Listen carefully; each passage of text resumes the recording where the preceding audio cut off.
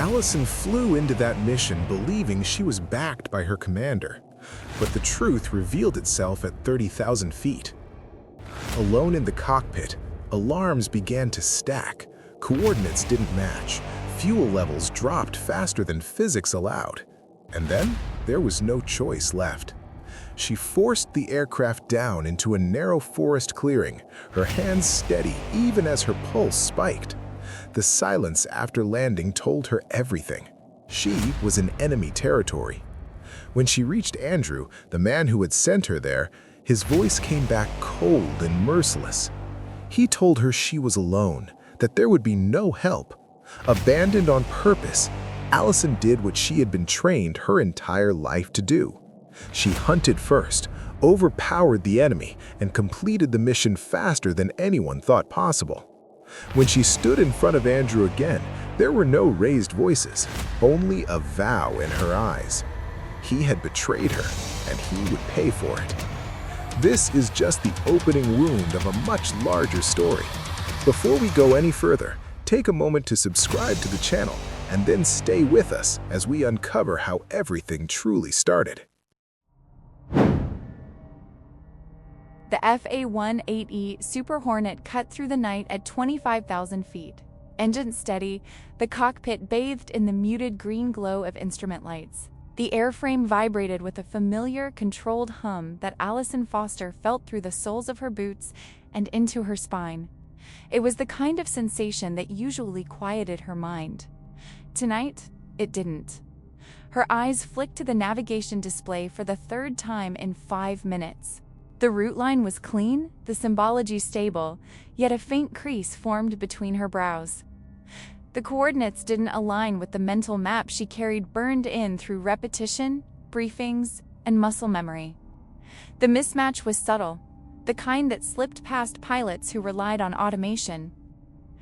Allison didn't. She exhaled slowly through her nose, jaw tightening by a fraction, and toggled the radio. Viper 1 to command. Request confirmation on nav coordinates. I'm showing deviation from primary objective. The reply came after a beat of static, the hiss filling her helmet. Viper 1, this is command actual. Andrew Lawson's voice was smooth, controlled, almost bored. Your coordinates are correct. Stay on course. Allison's thumb hovered over the switch for half a second longer than necessary before she released it. Her gaze dropped back to the instruments, then shifted sharp, immediate to the fuel gauge. The needle sat lower than it should have. Much lower. Her throat tightened, a small, involuntary swallow. The auxiliary tank read empty. It shouldn't have been. The checklist replayed itself in her head, step by step, every item confirmed before launch.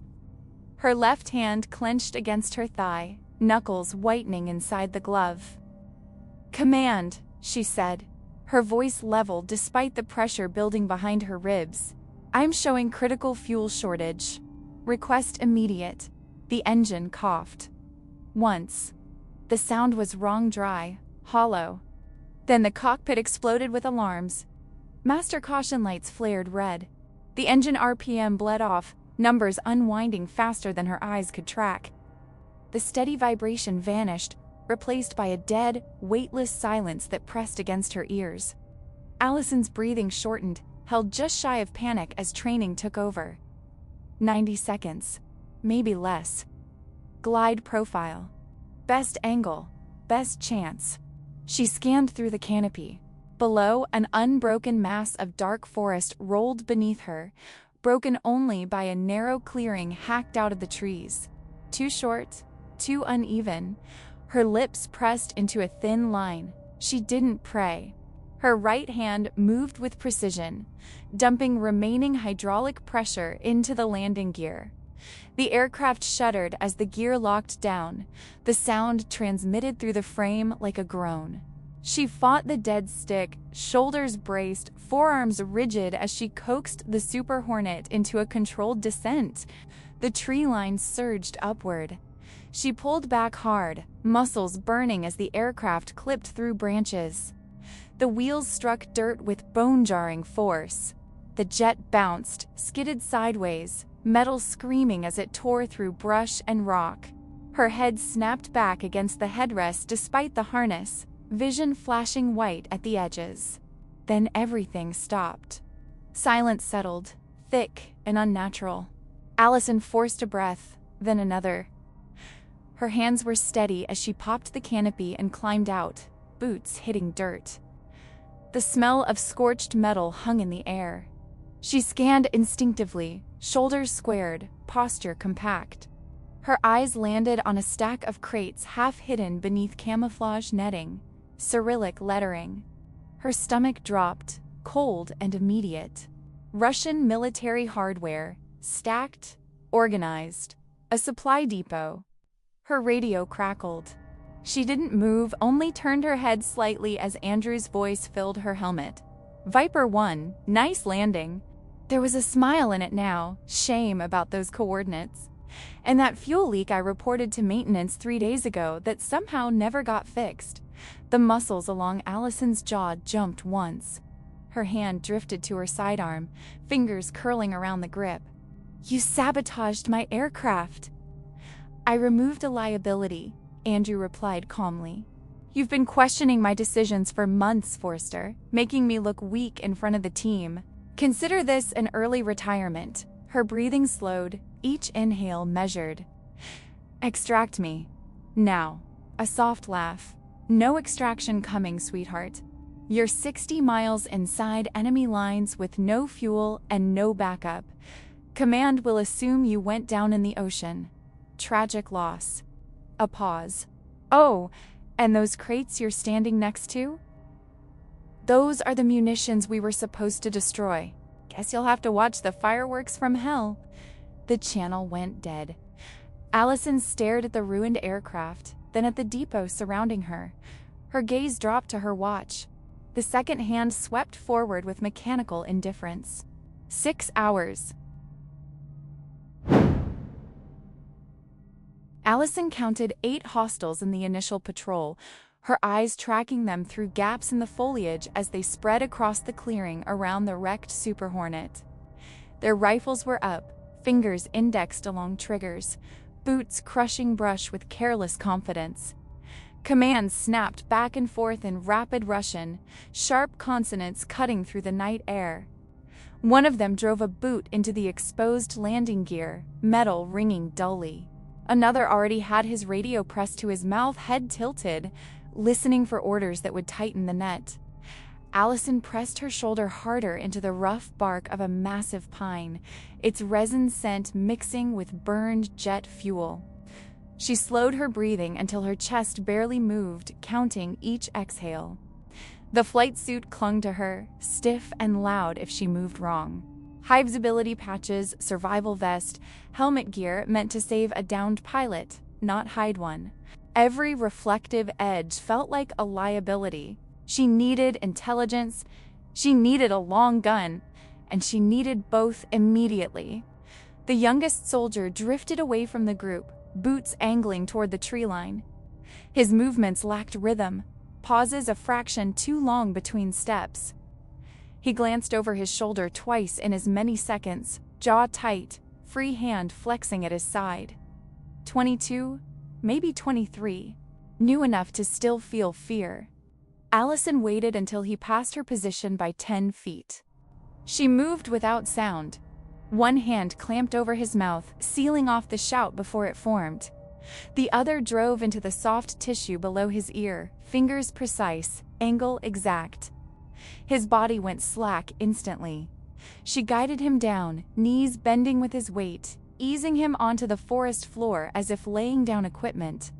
Her hands worked fast, tactical vest off, a K-12 unhooked, sling sliding free.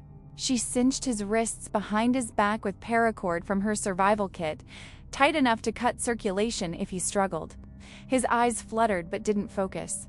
The radio on his vest crackled. Allison froze for half a breath, then eased the earpiece free and pressed it to her ear. The exchange was clipped, professional. Russian military cadence. A colonel was inbound. Estimated time of arrival, 30 minutes. The depot commander wanted the aircraft secured and the pilot located. Alive was preferable. Interrogation had been specified. Her lips pressed into a thin line.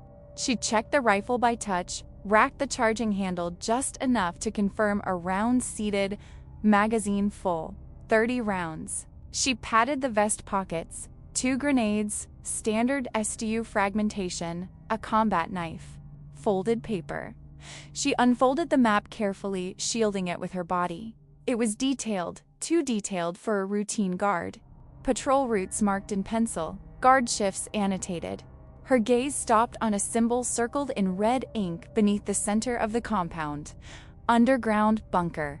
Grid coordinates matched, so that's where it was. Surface crates were noise, distraction.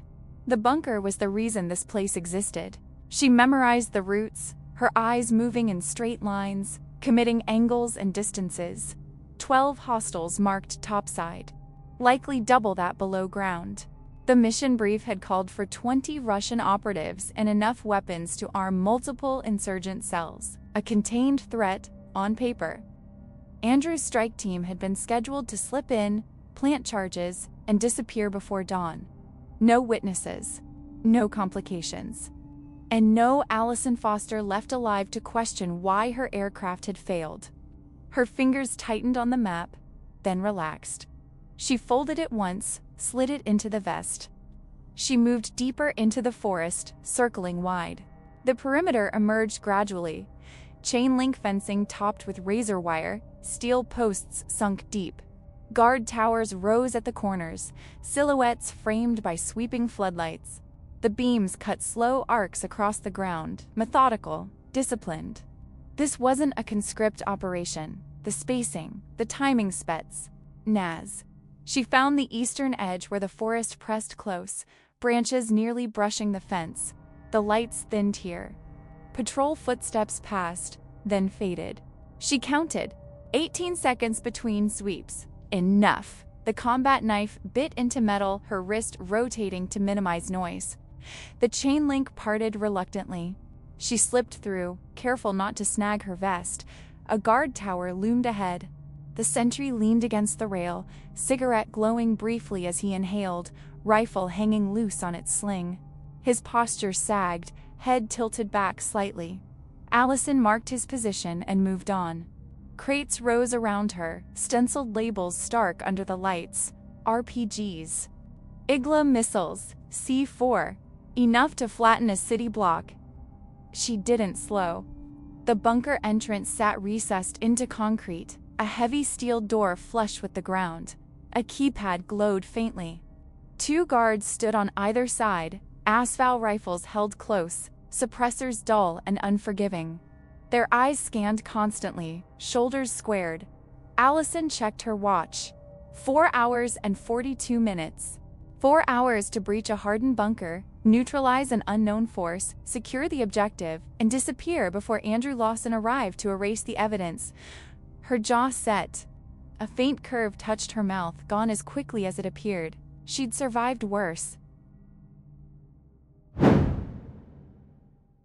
The guard rotation shifted with mechanical precision, boots scraping gravel as 2 sentries stepped away from the bunker entrance and were replaced by another pair.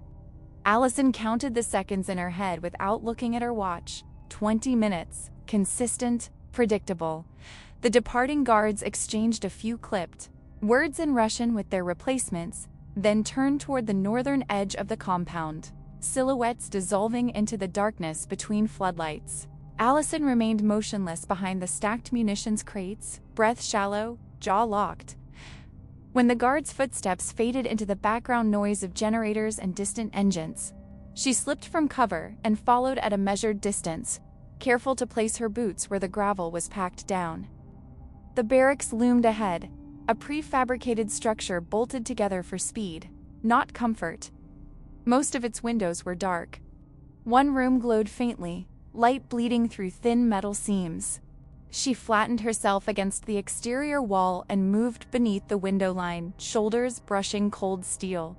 Voices carried through the paneling, overlapping, controlled. The cadence was unmistakable. A briefing. She paused, waited for a lull. then reached up and pulled herself high enough to see inside. 5 men stood around a folding table scarred by use. Maps were spread flat, corners pinned with empty magazines. Satellite photos were layered on top, marked with grease pencil. One man stood apart by posture, a little older, silver hair cropped close, colonel's insignia catching the light as he stabbed a finger down onto an aerial image. Her depot. The same coordinates Andrew had sent her to.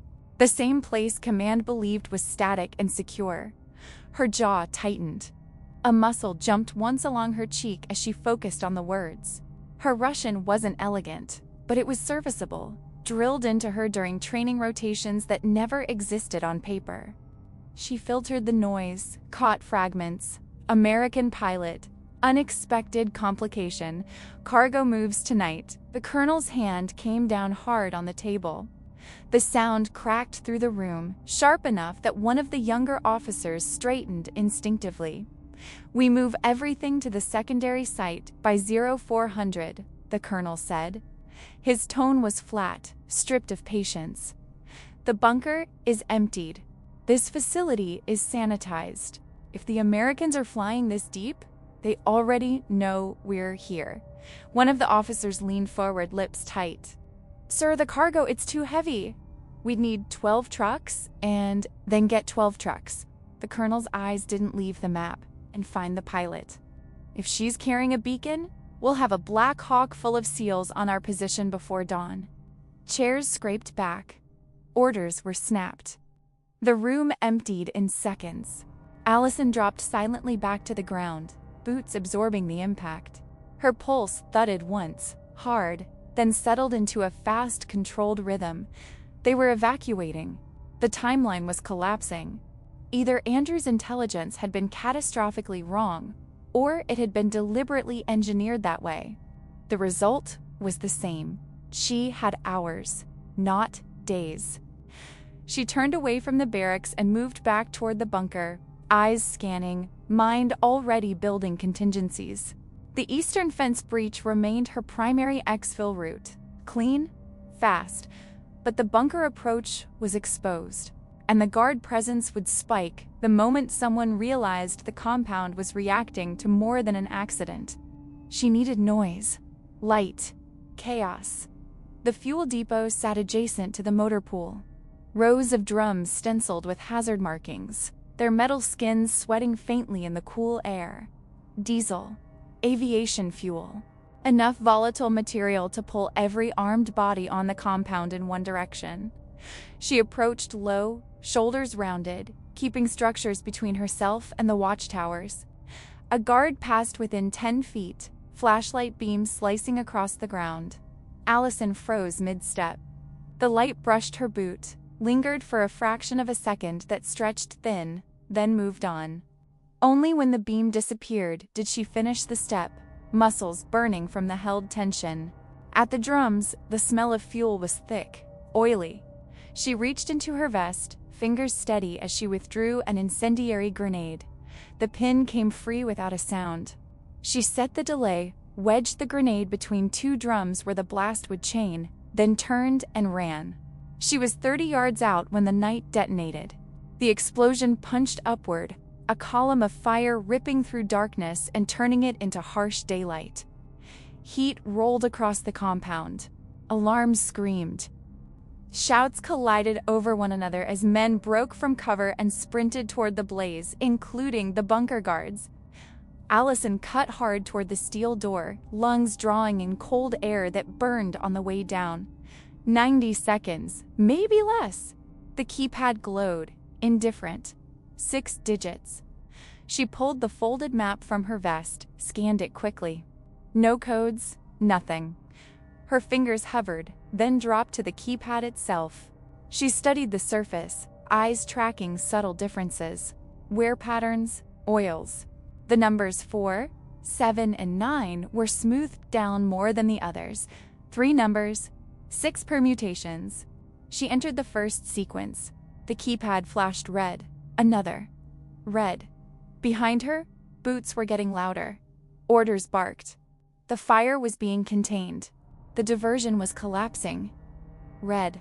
Her breathing stayed controlled, but a fine tremor ran through her forearm as she keyed the next combination. The lock clicked. Green light. She yanked the door open and slipped inside, sealing it just as a squad thundered past on the other side, drawn by flame and confusion. The stairwell dropped steeply, emergency lights washing everything in red. She descended fast, AK-12 raised, muzzle steady despite the narrow space. The air cooled with each step, dampness seeping into her gloves. At the bottom, a corridor split left and right, steel doors lining both sides. She tested the first, locked. The second opened under her hand. Inside, containers were stacked floor to ceiling, each marked with biohazard symbols. Her breath caught for half a second before discipline clamped down. Cold spread through her chest, sharp and unmistakable. This wasn't conventional ordnance. This was chemical or biological stock. Treaty-level violations. And none of it had been in Andrew's briefing. She stood there, eyes fixed on the symbols, the weight of the omission settling heavy and irreversible. Allison raised her wrist and activated the camera embedded in her watch. The shutter made no sound. Frame by frame, she documented the interior of the storage room with methodical precision. 12 crates, stacked tight, each stenciled with Cyrillic warnings and biohazard trefoils. Her eyes tracked the markings automatically, muscle memory pulling details from classified briefings she had attended years earlier in secure rooms at Langley. VX nerve agent, weaponized anthrax, Novichok variants, designations that never appeared outside sealed files and redacted slides. Her jaw set. A faint tick appeared near her left eye, vanished, then returned once more before she forced it still. This was not a weapons cache meant for a regional conflict. The quantities alone ruled that out. This was mass casualty stock, strategic-level material, enough to erase cities quietly, without signatures that pointed cleanly back to their source. Her pulse slowed instead of spiking. The realization settled with a heavy, almost clinical clarity. Andrew had known. He had known exactly what was stored here, and he had sent her anyway. Not because she was expendable, but because she was the one person on the team who would question why the most. Critical detail had been stripped from the mission brief.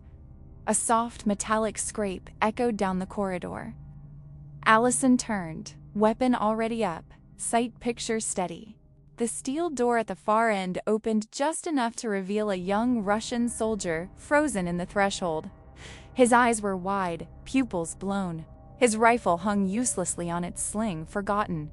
19, maybe younger. His mouth opened, but no sound came out. For half a second, the bunker seemed to hold its breath.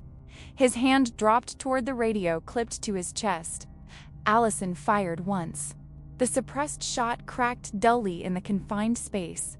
The round struck his shoulder, spinning him sideways into the wall. He slid down, gasping, boots scraping the concrete. She closed the distance in 3 long strides, boot pinning his forearm as she ripped the radio free and crushed the push-to-talk under her thumb. He clutched at his shoulder, breath coming in wet, panicked pulls. "Please," he whispered. Her expression didn't change. "How many?" she asked quietly. His eyes flicked toward the corridor. 4, he said. "And the colonel upstairs. When does the cargo move?" 1 hour, he said quickly. "Truck's coming." His face had gone gray. "They said you crashed. The pilot." "I did." She zip-tied his wrists with practiced efficiency, cinching them tight enough to cut off leverage without cutting circulation. "Stay quiet." She moved on without waiting for a response. The corridor split ahead into a T.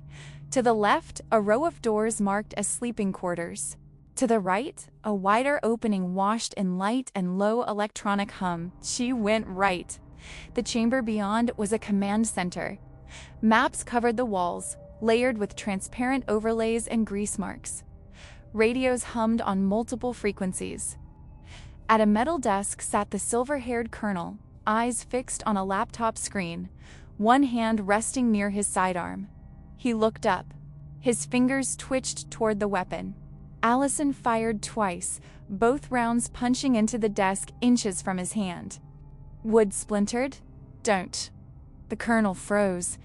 Slowly, deliberately, he raised his hands.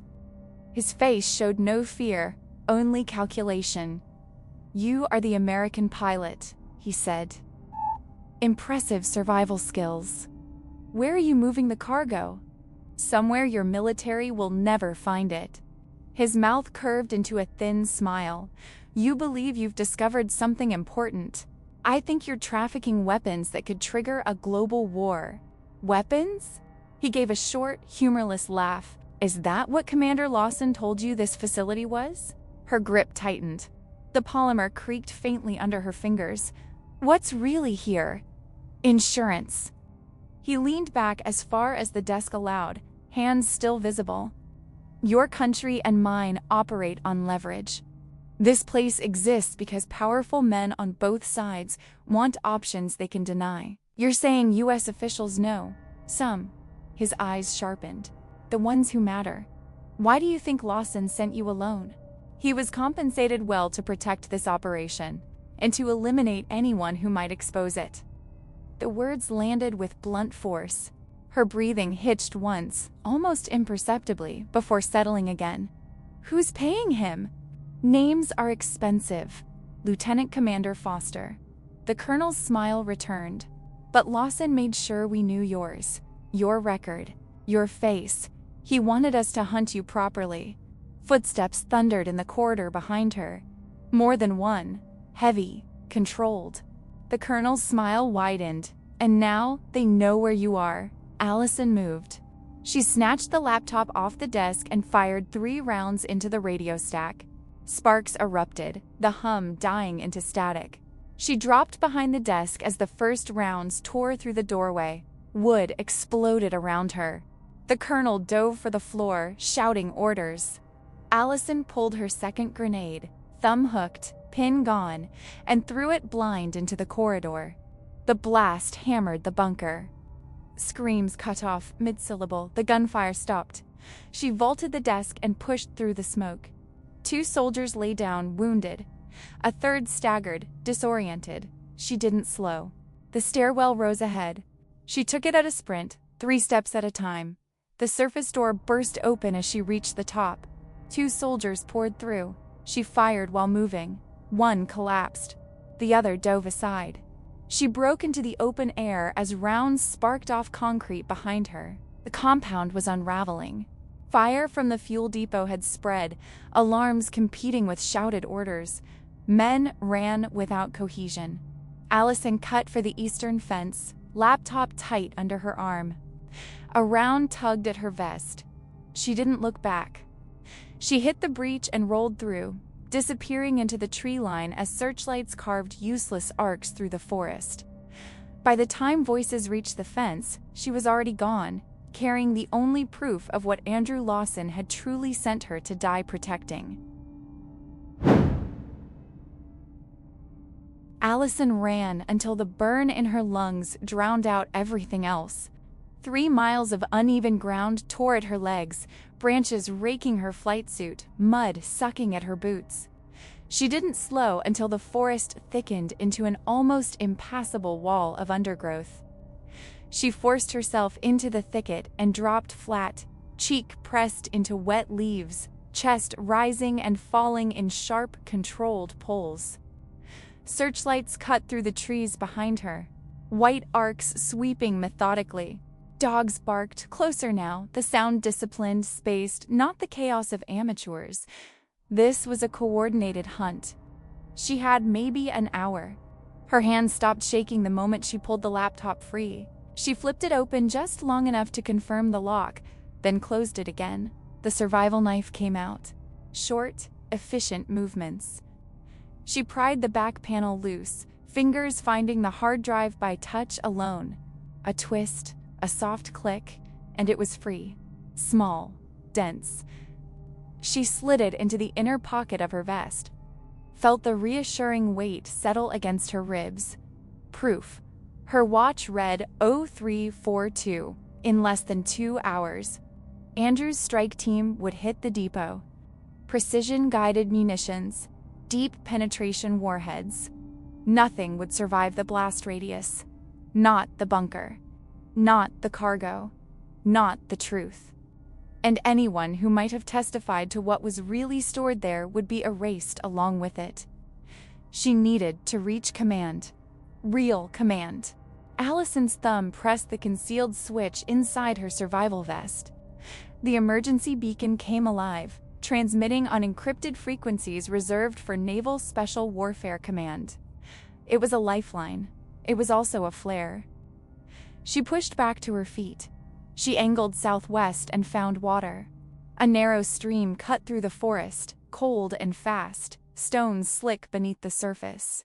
She stepped into it without hesitation, letting the current swallow her scent. She moved upstream, then downstream, boots breaking the surface only when necessary. Every 50 meters she stopped, head tilted, eyes closed for a heartbeat, cataloging sound. Shouted commands, whistles, the distant chop of rotors. Too close. They knew these woods. She didn't. A helicopter swept overhead. The searchlight punched through the canopy, turning leaves into harsh white silhouettes. Allison slid under an overhanging bank and sank into the mud, waterline creeping up her neck. She held her breath, her jaw clenched hard enough to ache. The light passed, the rotors faded. She pulled herself out of the stream and climbed. The ascent punished her legs, calves screaming as the ground steepened. Higher ground meant clearer transmission for the beacon. It also stripped away cover, leaving her exposed against rock and scrub. 30 minutes later, she reached a rocky outcrop overlooking the valley. The depot burned in the distance, an orange wound against the dark. Fires still licked at the perimeter. Vehicles moved along the access road, headlights steady, purposeful. A convoy, just as the colonel had said. Her beacon pulsed silently. Somewhere, maybe, someone was listening. The radio crackled in her hand. Russian, calm, professional, all units. Target is heading southwest. Colonel wants her alive. She's carrying classified materials. Another voice cut in. What materials? Laptop from command center. She cannot reach extraction. Increase pressure on western perimeter.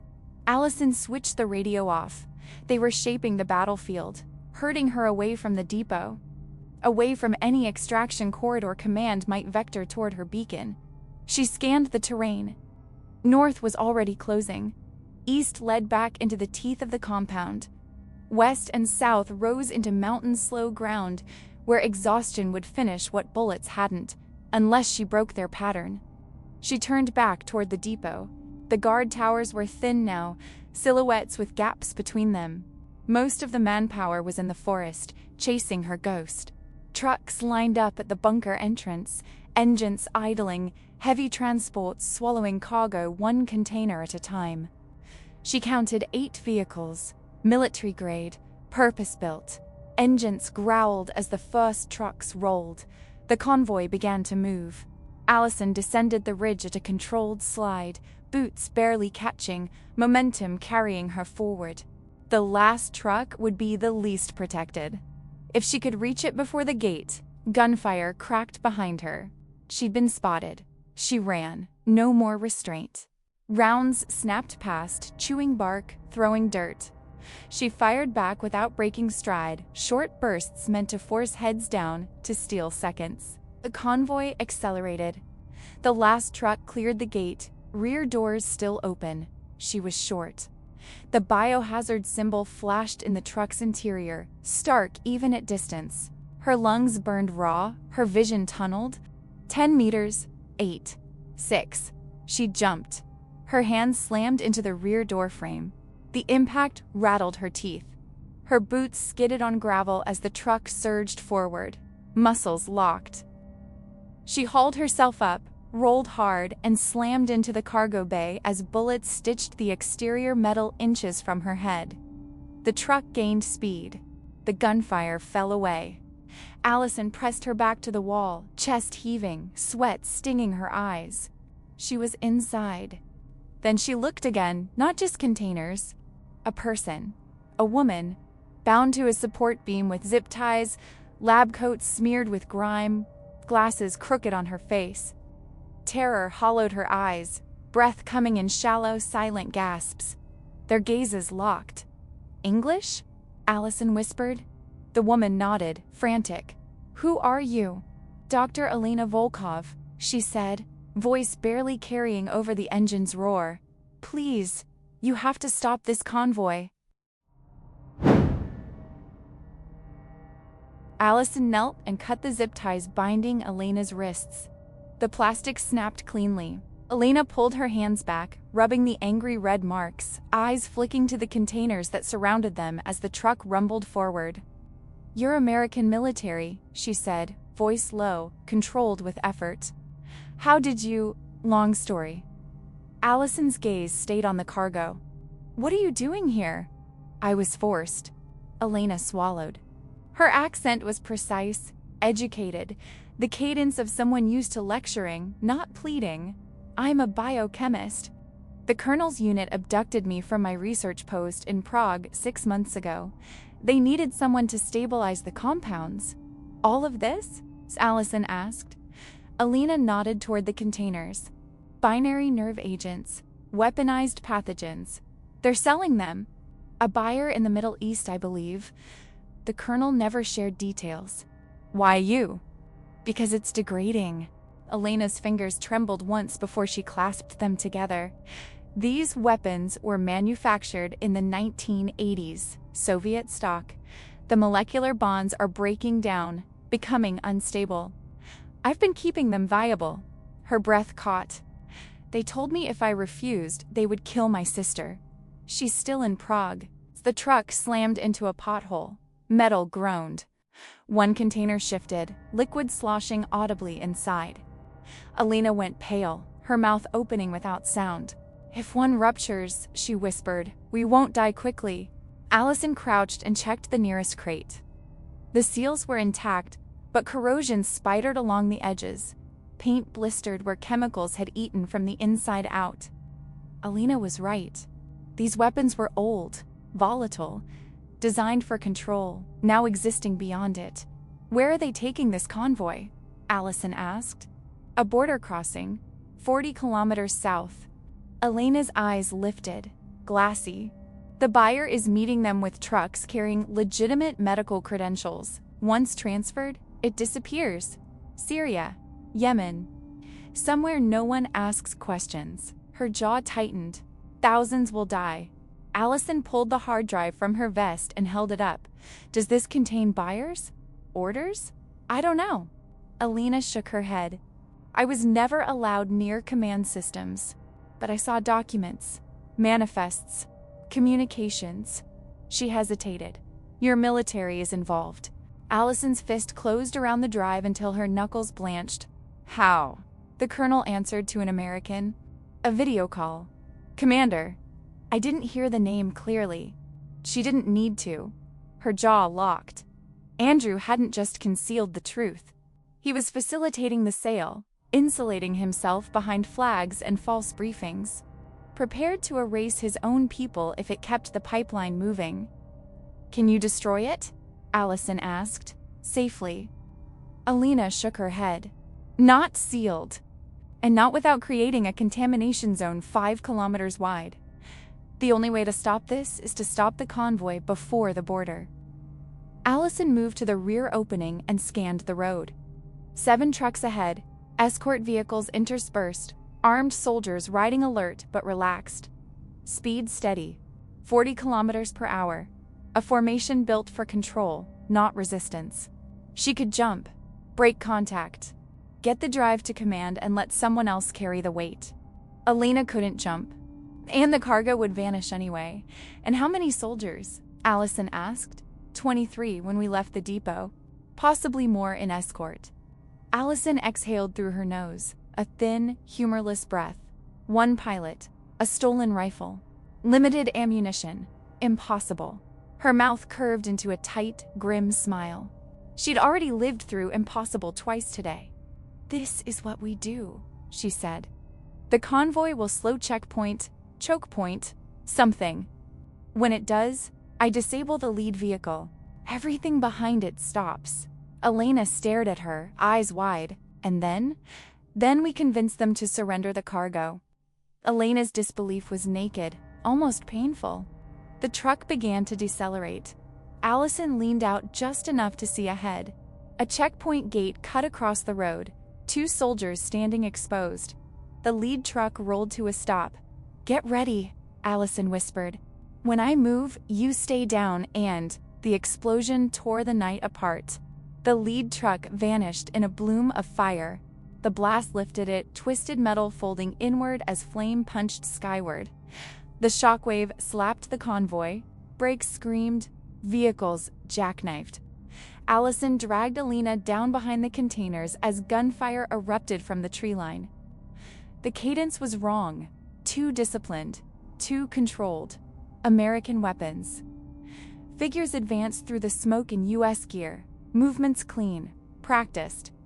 Precision fire cut through the convoy. Russian soldiers dropped where they stood. Allison's breath stalled in her chest. These weren't SEALs, not her people, not regular military, they were contractors, and they were executing everyone, including witnesses. The contractors moved with practiced economy. 2-man elements advanced along the convoy, muzzles steady, suppressors whispering death into the smoke. There was no shouting, no hesitation. Russian soldiers who stumbled from burning vehicles were cut down before their boots fully hit the dirt. Each kill was deliberate, placed, final. Allison pulled Elena tight against the steel wall of the cargo bay, her forearm pressed across the scientist's chest to keep her still. Elena's breath came fast and shallow, fogging the lenses of her glasses. "Stay down," Allison murmured. "Don't make a sound." Elena swallowed hard. "Who are they?" "Private military," Allison said, eyes tracking movement through the open doors. "Andrew sent them." The realization settled between them like lead. These men weren't here to recover assets or extract personnel. They were here to erase the convoy, the cargo, every living witness who could speak to what had really been moved through this forest, including Dr. Elena Volkov, including Allison Foster. A voice cut through the gunfire, calm, American. "Clear the trucks, set charges. We extract in 8 minutes." Allison leaned just enough to see. 6 contractors worked the convoy, checking bodies with quick toe nudges, rifles never lowering. 2 more crouched by the lead vehicles, hands moving with rehearsed precision as they wired C4 to frames and fuel lines. Red LEDs blinked to life, counting down. The rear doors of Allison's truck jerked open. A contractor filled the opening, backlit by the growing gray of dawn. Mid-30s, trim beard. No insignia, his rifle came up. Allison fired first. The suppressed crack was almost lost in the chaos. The contractor's chest snapped back, his body folding out of the doorway. His partner spun into view, mouth opening as his weapon rose. Allison put a round through his throat. He dropped, hands clawing uselessly. "Contact!" the man tried to say. The 3rd shot cut his transmission short. Allison didn't wait. "Move. Now." She shoved Elena toward the opening and jumped, boots slamming into dirt. Bullets tore into the truck behind them as they ran. Allison fired while moving, dropping another contractor before her, AK-12 locked back with a hollow click. Empty.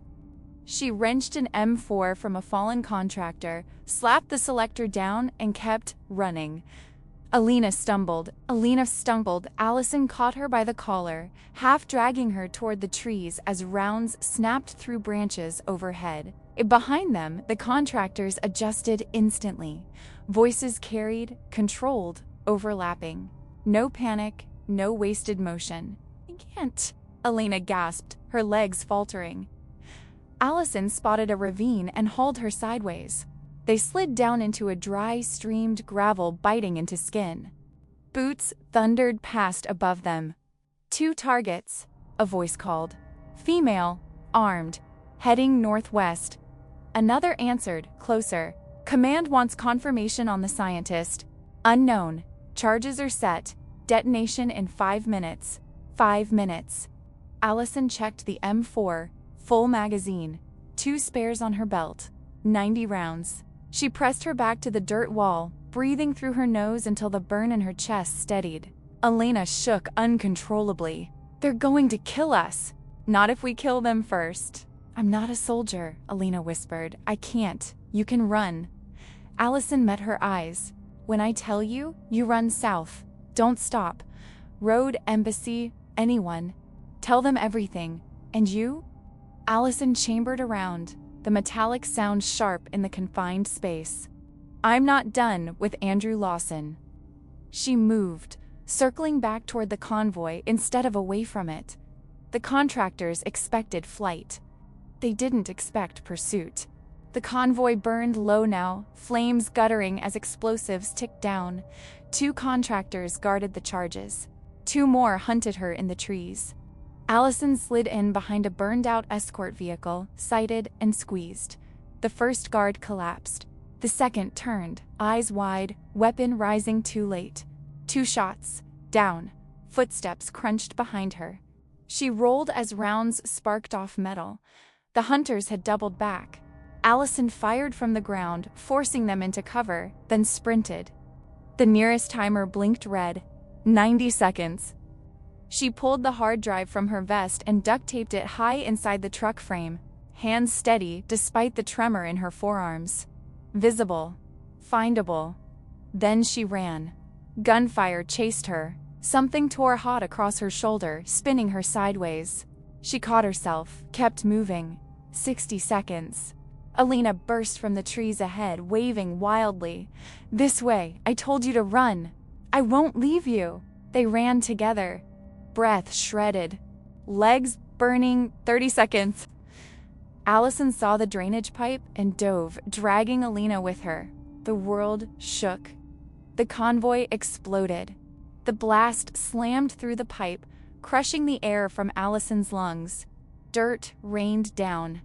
Silence followed, thick and ringing. She crawled out into smoke and fire. The convoy was gone, just a crater. Elena stared, shaking. It's gone. Not all of it, Allison said quietly. She checked her watch, then looked south. We're going home. The U.S. Embassy in Prague rose from the street like poured concrete in tent. Layers of blast-resistant glass and reinforced stone set back behind steel fencing and controlled choke points. Even before the gates, the air felt different, thicker, disciplined. Allison clocked fields of fire without meaning to, her gaze skimming rooftops, corners, reflections. 18 hours without sleep had left a faint tremor in her left hand. She closed her fingers into a fist until it stopped. Elena stayed close, coat pulled tight around her shoulders, despite the mild weather. Her pupils flicked constantly, as if expecting movement where there was none. Dirt still clung to the cuffs of her trousers. When the embassy doors came into full view, her breath caught, a shallow hitch she didn't quite manage to suppress. They had crossed 240 kilometers, by whatever means didn't leave a record rides offered and abandoned. Boots blistering on asphalt, a supply truck whose driver never asked questions. Allison had counted the minutes by heartbeats, each one a quiet expectation of contact. It hadn't come. That absence pressed heavier than pursuit. At the entrance, the Marine security guard's eyes tracked Allison's flight suit, then her face. His posture shifted, weight settling, hand drifting toward his radio. Ma'am, I'm gonna need you too, Lieutenant Commander Allison Foster. Service number 5-4-7-3-8-2-9. Naval Special Warfare Development Group. Her voice was level, the cadence drilled and precise. I'm declaring a Code Black security emergency and requesting immediate contact with the regional security officer and the defense attaché. The guard's jaw tightened. Suspicion gave way to calculation, then to alarm. Code Black wasn't procedure, it was a flare. His thumb depressed the transmit button. "Ma'am, I need to verify. Verify while you get me inside." Allison didn't raise her voice. She leaned a fraction closer, eyes steady. "This woman is Dr. Elena Volkov. She is a witness to an illegal weapons sale involving U.S. military personnel. We have evidence, and we have approximately 6 hours before the people who want us dead realize we're still alive." The guard's reply was immediate. Gates opened. They were ushered through layers of security that closed behind them with hydraulic finality. 10 minutes later, Allison sat at a polished table in a secure conference room. The air hummed faintly with electronics. Elena sat to her right, hands clasped so tightly the knuckles had gone white. A paper cup of water trembled between her fingers. Across from them, the regional security officer's officeman listened without interruption. Her face was unreadable, eyes sharp, pen still. The defense attached, Colonel Marsh, studied Allison with an appraising stillness. A CIA station chief Allison hadn't met before. Eves watched from the corner, elbows on knees, fingers steepled. When Allison finished, silence stretched. Patterson's eyes didn't leave her.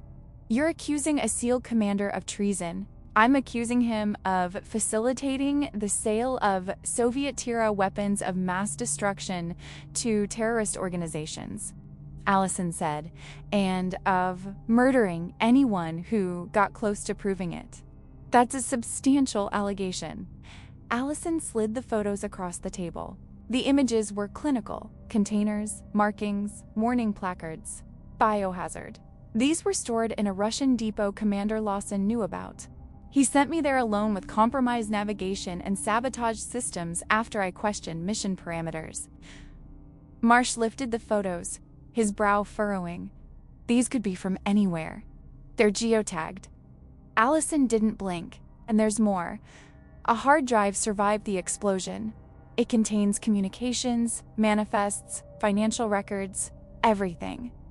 Reeves leaned forward, interest sharpening. "Why not kill you in a training accident?" Allison's jaw set. A muscle ticked once near her eye. "Because I'm not the first. 3 operators from our unit died over the last 2 years, all ruled accidents or KIAR in training. All had begun questioning Commander Lawson's mission planning. This time needed to look operational. Enemy territory, clean narrative, no investigation." Patterson exchanged a look with Marsh. "The hard drive. Where?" "Coordinates are embedded in the metadata. Czech authorities can secure the site before it's sanitized." "If you're right," Reeves said slowly, "this extends beyond Lawson. That's why we didn't use regular channels." Allison met his gaze. "This needs to go straight to IG and JAG." Patterson stood and left without a word. Time crept. The wall clock clicked over to 14:23. Allison imagined Andrew Lawson drafting his after-action report, his signature steady. 30 minutes later, the door opened again. Rear Admiral Thomas Kessler filled the doorway, his presence compressing the room. A 2-star JAG officer followed, then civilians who carried themselves like investigators even without badges. "Lieutenant Commander Forster," Kessler said, "I understand you have allegations." "Yes, sir. Make them airtight." Allison stood, her shoulders squared. "If I'm wrong, sir, I'm already dead." She spoke for 2 hours. When she finished, the room felt altered. "The hard drive," Kessler said finally. "If it's there, it will be, sir." Kessler nodded once. "Then we proceed." For the first time since the forest, Allison felt her lungs fully expand. "Commander Forster," Kessler added, eyes hard, "you're grounded pending investigation." "Yes, sir." "Then let's go catch a traitor." The main briefing room at Naval Amphibious Base Little Creek had been arranged with ceremonial precision. Rows of chairs faced the podium, flags aligned to regulation angles, polished wood reflecting the overhead lights. The air smelled faintly of starch and floor cleaner, a room built for authority. Allison stood at the back, her posture neutral, weight evenly distributed. The fresh uniform fit tighter across her shoulders where the bandage sat beneath the fabric, a dull ache flaring each time she inhaled too deeply. She ignored it. 2 NCIS agents flanked her, close enough that she could feel the heat from one of them through the sleeve of her dress blues. Protective custody had ended an hour earlier. 36 hours of isolation, debriefings, forensic reviews. 36 hours of watching analysts dismantle Andrew Lawson's life line by line. It had been worse than she'd imagined. The hard drive had unfolded into a ledger of betrayal. 3 years. 12 confirmed weapons transfers. $47 million routed through layered shell corporations and offshore accounts. Encrypted communications with buyers in Syria, Yemen, Libya, Pakistan. Emails marked with Pentagon routing headers, authorization language buried under phrases like enhanced intelligence gathering. 1 official already detained. 3 more flagged, warrants pending. Andrew Lawson didn't know any of that yet. He stood at the front of the room in dress whites, shoulders squared, chin lifted. Ribbons crowded his chest, the Navy cross centered like a crown. His expression held practiced restraint, grief measured to regulation limits. The image of a commander who had carried the weight of loss and continued forward. Allison felt her jaw tighten. The muscle at the hinge ticked once, sharp and involuntary. Admiral Kessler stepped forward, medal in hand. His voice carried cleanly across the room as he read the citation. Leadership under fire, tactical brilliance, mission success against enemy forces. The tragic loss of Lieutenant Commander Allison Foster, killed in action. Andrew accepted the medal with a controlled nod. His fingers closed around it, steady. "Thank you, sir," he said. "I only wish my entire team could be here to share this recognition." Lieutenant Commander Foster was, his breath caught, perfectly timed. She was one of the finest operators I've ever served with. Her loss is unnecessary? The word cut through the room. Chairs shifted. A collective intake of breath rippled outward as Allison stepped forward. The NCIS agents moved with her, boots striking the floor in unison. Andrew's face drained of color. For an instant, no longer than a blink raw, fear surfaced in his eyes. Then, the mask slid back into place. "Allison," he said, forcing warmth into his voice. "My God, we thought you were dead?" Her tone was flat, precise. "That was the objective, wasn't it? You sabotaged my aircraft. You altered the navigation package. You issued false coordinates and sent me into enemy-controlled territory without support or extraction." Silence settled heavy and complete. Andrew turned slightly toward Kessler. "Sir, I don't know what she's talking about." "Lieutenant Commander Foster was shot down during—" "I wasn't shot down." Allison took another step forward. "You leaked my position to Russian forces. You contracted a private team to eliminate the weapons convoy.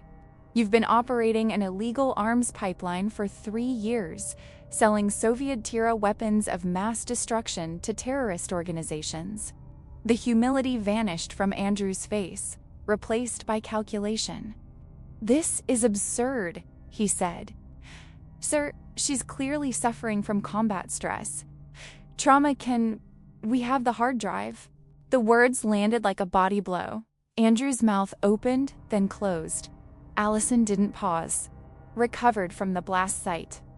Containing your communications, financial records, operational planning. Your fingerprints are all over it." "That's fabricated," Andrew said too quickly. "Someone is framing." "Enough." Kessler's voice was cold, unyielding. "NCIS has spent the last 36 hours corroborating every element. We have testimony from Dr. Alina Volkov, ballistic analysis linking the contractor team to your authorization, satellite imagery of the convoy." "This is over, Commander."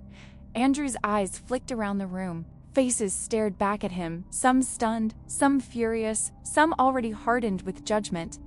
He swallowed. His hand moved toward his sidearm. The NCIS agents closed the distance instantly. One swept his arm, the other drove him forward. Andrew hit the floor hard, breath forced from his lungs. Cuffs snapped shut behind his back.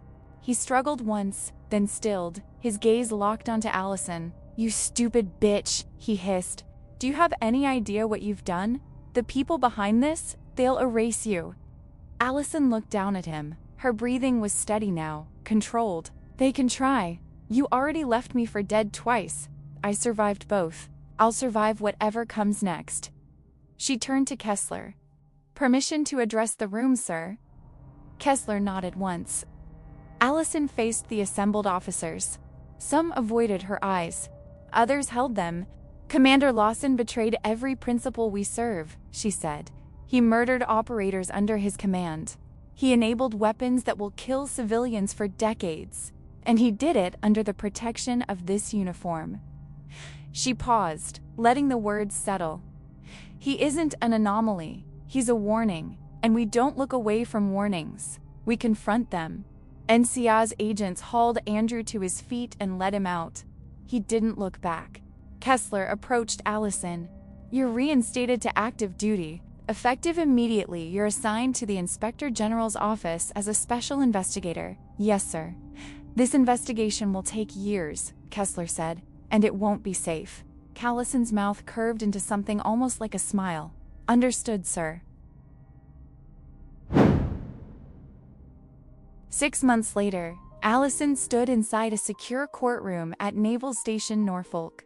The room was windowless, shielded, designed to hold secrets without letting them bleed outward.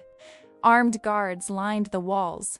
The seal of the court-martial authority hung behind the bench, polished and unforgiving.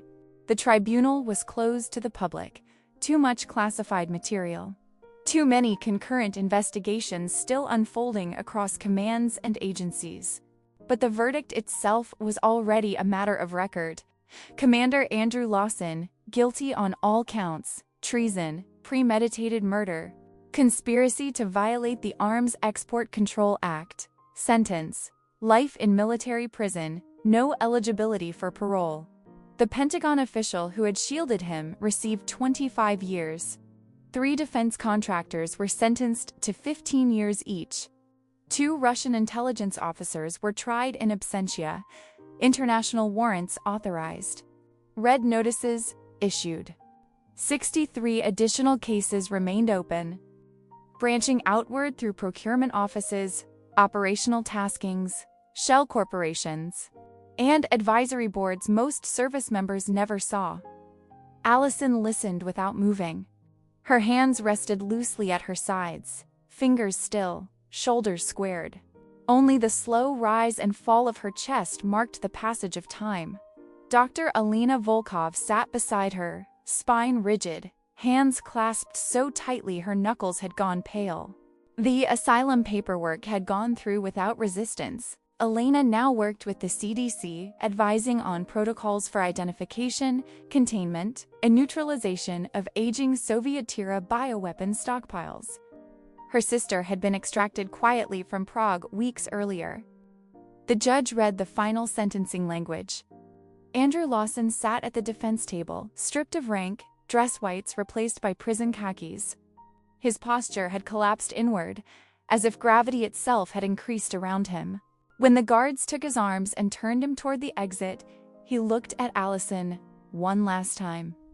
There was no anger left. No calculation. Just a hollow absence where certainty used to live.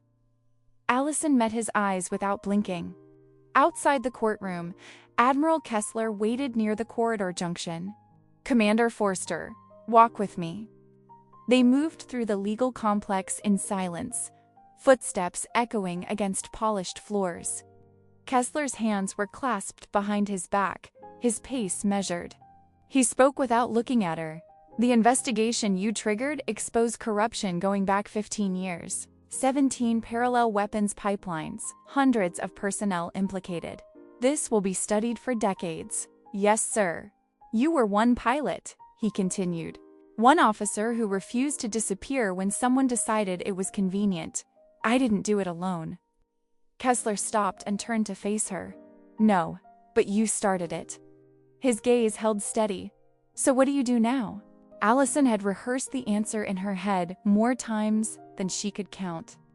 Flying had been clean, defined, altitude, speed, heading, execution. But she had seen what happened when people stopped questioning mission logic, when rank replaced accountability. I want to keep investigating, sir. A brief smile touched Kessler's mouth. The Inspector General's office is standing up a new billet, Special Investigator for Operational Integrity. Full access, no exclusions. That will make enemies. It will make you a target, Kessler said flatly. Some will try to destroy your career. Some may try worse. He studied her face. Are you willing to keep surviving? Allison's jaw tightened. The forest, the burning depot, the explosion. The operators who had asked questions before her and never come home. Yes, sir. Good. He handed her a folder. West Africa. SEAL element. Mission parameters don't align with intelligence assessments. 3 informal complaints. Could be nothing. She opened the folder. Faces. Reports. Redactions that didn't quite hide what was missing. When do I start? You already have. Wheels up in 6 hours. 3 days later, Allison Foster landed in Mali. The aircraft door opened and heat rolled in, heavy and dry. Rotor wash echoed in the distance as another team touched down. She stepped onto the tarmac carrying her kit, her credentials, and the accumulated weight of everything she'd endured. Same flag, same oath. Different mission. She wasn't there to fly or to fight. She was there to ask the questions no one else would. Andrew Lawson had called her a liability. He was wrong. She was the reckoning. If you want more stories like this, grounded, serious, and uncompromising, subscribe to the channel.